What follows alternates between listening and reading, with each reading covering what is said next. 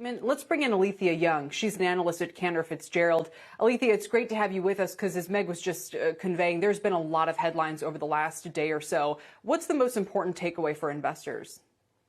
I think the most important takeaway is that there's not going to be a one-size-fits-all to COVID treatment. I mean, vaccines are a piece of the story, and I think antibodies will as well, and also antiretrovirals like Gilead has. So I think ultimately, I think people are very, very focused on a vaccine, but the truth of the matter is that we're probably going to take all different types of therapies to like thread the needle in such a large population and drive the population toward a herd immunity.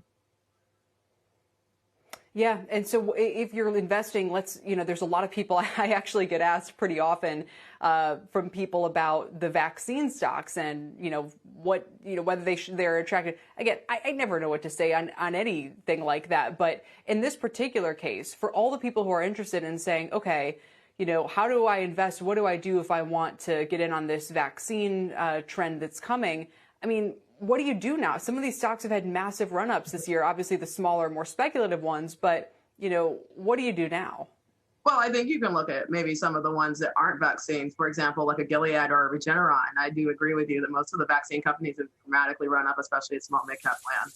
But, when you look at like Regeneron or Gilead, I mean, they still are broad-based business stories, but the facts are Gilead probably, we estimate, could sell $1 billion this year. I mean, $1 billion this quarter, I correct myself, of remdesivir. And then I think, if Regeneron is approved for emergency use, you could see that be a big driver for earnings. Now, we don't know the sustainability of that tail and how long COVID revenues will last. But I think, it feels like this situation is going on far longer than we expected. So it might be a boost for certainly the next year or two.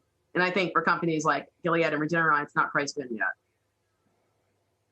That's interesting. So if people are realizing that there isn't going to be this kind of magic pill vaccine coming in the next few weeks and we're flipping a switch and in a different paradigm, if the reality is settling in that it could be another year or two where we need these treatments as basically a primary way of dealing with the disease, then all of a sudden Regeneron and Gilead are those potentially more attractive stocks. Yeah, I would agree. I think so. I mean, the things we wrestle with, they're like, well, should we model remdesivir $3 billion a year for the next 10 years, or is it 1 year, or is it 2 years? But, investors generally look out 12 months or so, maybe slightly a little bit longer. I think, the sentiment overall is that this is a protracted fight that we're having with COVID-19, and certainly we're not going to be done with it in 2020.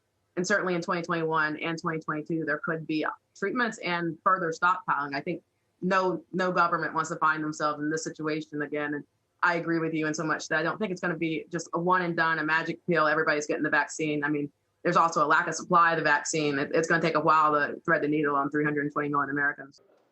Shepard Smith here. Thanks for watching CNBC on YouTube.